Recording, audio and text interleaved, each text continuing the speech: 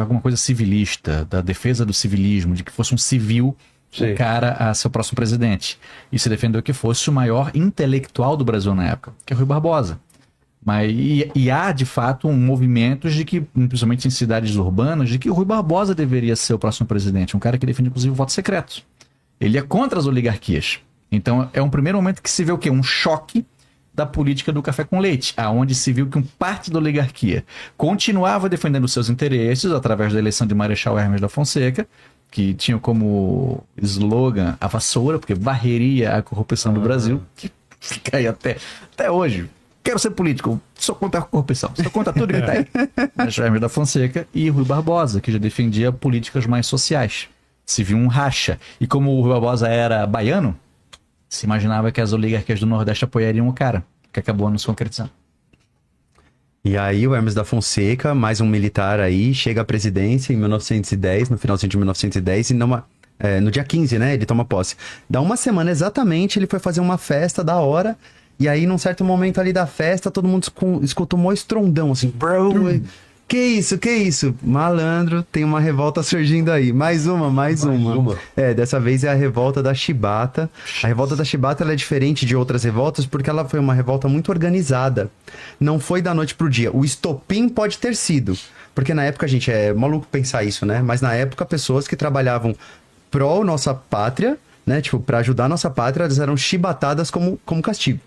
Então os marinheiros se juntaram para evitar esses castigos, para acabar com esses castigos físicos, né? Que loucura.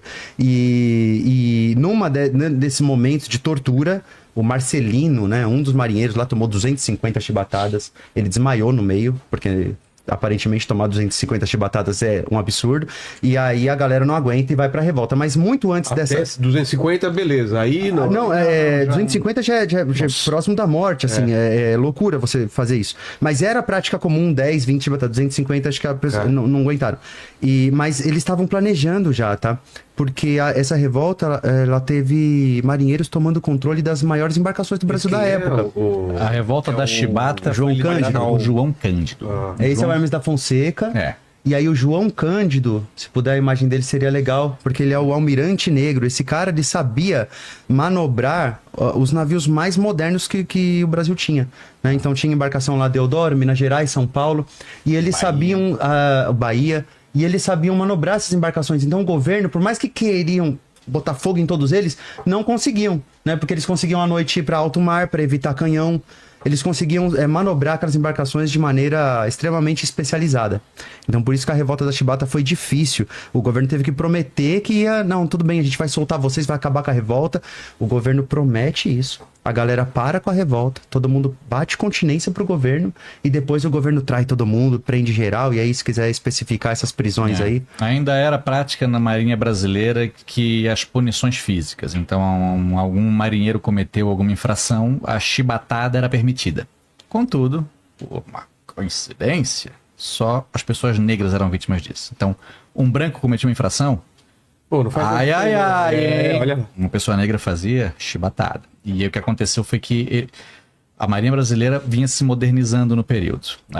Foi totalmente sucateada na época de Fernando Peixoto, justamente porque houve revolta da Armada. A Marinha se revoltou contra o governo. Então, para evitar que eles se revoltassem, sucateia a Marinha.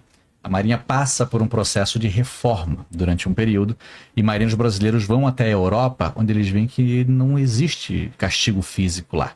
Onde eles veem, por exemplo, na Rússia, teve revoltas de marinheiros que tomaram conta de embarcações. Então, marinheiros negros no Brasil começaram a planejar uma revolta. Teve um evento durante a celebração da independência do Chile, que algum marinheiro cometeu uma infração, não se soube quem foi, mas o comandante reduziu então parte do salário de todos eles.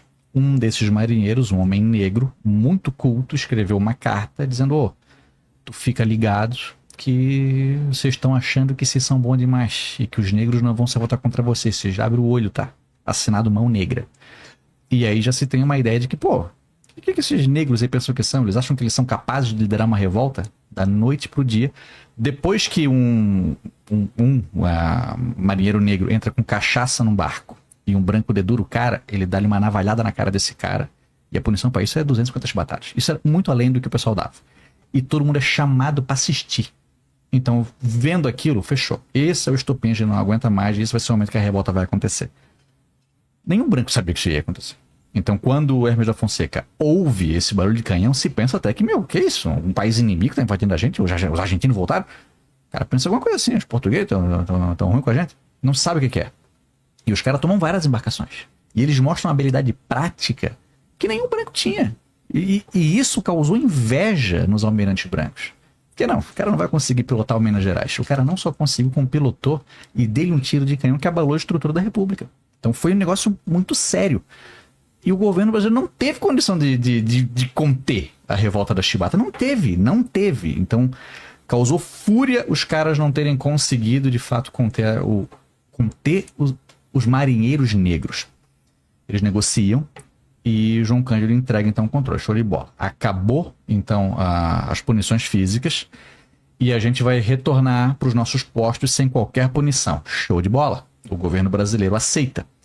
Mas nenhum outro marinheiro que viu isso, porque teve marinheiro morto durante a revolta da chibata, para tomar o controle dos navios. Nem todo mundo se rendeu na paz. Teve marinheiro branco que foi assassinado. E aí esses companheiros que viram seus colegas mortos, não, já não vai aceitar. Esses caras são presos, são torturados, e o governo brasileiro, isso é o preço que se paga, né, por você revoltar contra o Brasil. Então, os marinheiros negros são traídos. João Cândido é preso na Ilha das Cobras, é preso num calabouço, com muros de pedra, numa caverna, jogam um cal lá dentro, e tinham acho que 15 caras lá dentro, 2 saem vivos. O João Cândido, um deles. Então, por que ele estava sofrendo isso aí? Porque isso foi contra chibatadas. Esse cara está sendo punido porque ele era contra castigo físico. Caramba. É um dos momentos assim, ó, e a Marinha, por muito tempo, escondeu essa história. O Thiago André tem um podcast chamado História Preta, onde ele conta um pouco da história dele. Não, ele pode História Preta é maravilhoso. E a temporada Cisne Negra é baseada só sobre escravidão, né? O Vitor Soares veio junto, um grande amigo. E a temporada Cisne Negro fala sobre a revolta da chibata. O Thiago André foi marinheiro. E quando ele teve a matéria de História da Marinha, nem mencionada a revolta da chibata era. Nem pra falar mal. Nada, nem fala. Nem reconhecia que o João Cândido tinha sido membro. Eu duvido tu saber o nome de algum almirante brasileiro do século XX. Eu duvido qualquer pessoa saber. João Cândido foi, sem dúvida, o marinheiro mais importante do Brasil do século XX. Sem a menor dúvida. Traído pelo Estado brasileiro. E quando ele tenta retornar, tipo, pro mar. Vou pilotar barco de pesca. A Marinha proíbe que esse cara seja marinheiro. Então a República Brasileira, a própria Marinha, coíbem a revolta da chibata e condicionam João Cândido a uma condição de miséria que ele viveu até o fim da sua vida. Até os anos 60, que foi quando ele morreu. Então é uma coisa muito impressionante, assim, a revolta da chibata é um evento muito emblemático, que é muito pouco abordado e que é um dos maiores absurdos, assim, de que, isso aconteceu porque os caras foram punidos por serem contra castigos físicos. Isso no início da República Brasileira. E na primeira semana de governo do Hermes da Fonseca. E aí ele fica com uma mania que acho que pegou essa moda dele, né? De uma ideia assim salvacionista. Ele vai falar assim, tá vendo? Só militares podem salvar esse país. Só militares que não são corruptos. Só militar que trai marinheiro. Não, mentira. E aí, a partir do Hermes da Fonseca se criou uma ideia que vai crescendo até o final da Primeira República. Até quando o Getúlio Vargas tomou o poder, tem essa ideia de que, tá vendo, porque os militares não estão lá. Se o militar tivesse lá, não ia ter essa zona toda. Então essa falsa ideia de que militares têm uma honestidade quase que sagrada, ela começa em partes com o Hermes da Fonseca, né? Porque ele lança uma política mesmo, ele tenta comunicar às pessoas que, a gente precisa segurar a ideia de ter mais militares no poder. O que não dá certo, porque depois vem o Venceslau Braz. O Hermes essa não foi também a única revolta que ele enfrentou, né? O Marechal Hermes, nesse período, também teve a Guerra do Contestado. Em Santa Catarina, não se tinha exatamente delimitada aí as fronteiras com o Paraná na época. Então tinha toda uma região que era contestada. E nessa região foram construir uma ferrovia e chamaram muitos trabalhadores para lá, tal. A ferrovia é feita. As terras ao redor da ferrovia são doadas para a empresa e os trabalhadores que moravam lá, o que a gente faz agora? Vocês não são problema meu. E aí uma figura messiânica surge na região, começa a ter a simpatia desses trabalhadores, as elites regionais se colocam contra e tem início uma nova guerra, que é a Guerra do Contestado, com forças do Estado brasileiro contra os camponeses da região do centro e do oeste de Santa Catarina. A primeira batalha da Guerra do Contestado aconteceu na cidade que meu pai nasceu, a cidade de Irani. Daí contam até que uma fazenda do irmão da minha avó acolheu os soldados feridos na época e tudo mais. E outra guerra que foi um massacre, assim, que quando ela termina, há um grande cerco ao redor da região onde estavam os revoltosos do Contestado. E feito esse cerco, cara, um massacre. O que vão fazer com quem sobreviveu? Mata. Então, outro massacre aí do início da República. A República foi pacífica. Foi, galera. Não foi. A gente tem vários massacres. O brasileiro é pacífico. Não é. A gente tem vários massacres e guerra para chamar de nossos. Assim, sempre tem um Canudos, um Contestado. Então tem vários. Mas o Hermes, ele também foi um pouco contra a política do café com leite.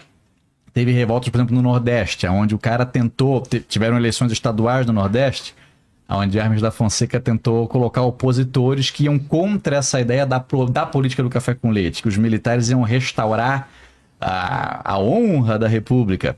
E em vários lugares funcionou, outros não deu certo. A Salvador chegou a ser bombardeada e tal. No Ceará, o padre Cícero acabou convocando a população para lutar contra o governo. Então se viu um choque nesse momento da política do café com leite por conta do Hermes da Fonseca. Ele deixa o governo desprestigiado. A imprensa, controlada pelas oligarquias, que ele tentou bater de frente, a imprensa publicava várias manchetes ridicularizando o cara. Ele tinha muita fama de burro, o Marechal Hermes da Fonseca. Como se popularizou na época uma história de que ele olhou para o vice Venceslau Braz e apontando assim para o Pinheiro Machado, que era um senador que articulava muito bem a política da época. E aí até, olha que coisa boa, né, Venceslau? A gente ter o Pinheiro aqui como nosso aliado. O cara até governa pela gente. Como se o Hermes não fizesse nada, sabe? Conta uma história de que uma vez o Hermes estava meio doente. E aí, história que a gente não tem como comprovar a veracidade, infelizmente. Mas de que o Hermes estava muito doente. E aí um dia o Pinheiro Machado visitou ele e disse: mas assim o senhor não vai melhorar, presidente. Com essas janelas hermeticamente fechadas. E aí no outro dia, quando o Pinheiro Machado está doente, o Marechal Hermes vai até o quarto do Pinheiro Machado e diz: mas assim o senhor não vai melhorar, senador. Com as janelas pinheiristicamente fechadas. Porra, o cara não sabe o que é hermeticamente, porra. O cara fez uma associação com o nome dos caras ali. Já não tem como comprovar que isso aí de fato aconteceu. Provavelmente foi uma criação da imprensa da época para ridicularizar o Júlio da Fonseca e chamar o cara de burro. Mas no final ele deixa o poder desprestigiado e quem assume é o seu vice, que é o Venceslau Braz. Foi dito na época que o Venceslau foi a única pessoa promovida por abandono de emprego. Porque o cara, como vice, mais apagado que ele não tinha, tá? O bicho ficava na fazenda dele. Pode me chegar uma coisa. O que tu acha aí, Venceslau? Eu acho que tá tudo certo. Tranquilaço. Cara, muito tranquilo. E assim que ele assume o poder, é ele quem termina de lidar com a Guerra do Contestado, mas teve uma outra guerra que ele teve que lidar. A Primeira Guerra Mundial. Pois é, e a primeira... Isso muda tudo. O Brasil não teve uma grande participação nessa guerra, houve uma participação, mas já no final da guerra, o Brasil, inclusive, quando chega na Europa mesmo, acho que a guerra já tinha acabado, pra sorte, né? Mas teve sim auxílios médicos, né? A gente participou de algum modo. Durante o Venceslau Braz, a gente tem um feito aqui em São Paulo que eu achei importante registrar, que é uma greve geral aqui em São Paulo. E a população de São Paulo, ela girava em torno de uns 500 mil habitantes. E se você for ver, acho que talvez até de 50 até 100 mil pessoas participaram. O que a gente tem que, assim, 1 a cada 5 pessoas ou 1 a cada 7 pessoas da cidade participou dessa greve de 1917. Então é importante falar disso, que a gente está falando bastante de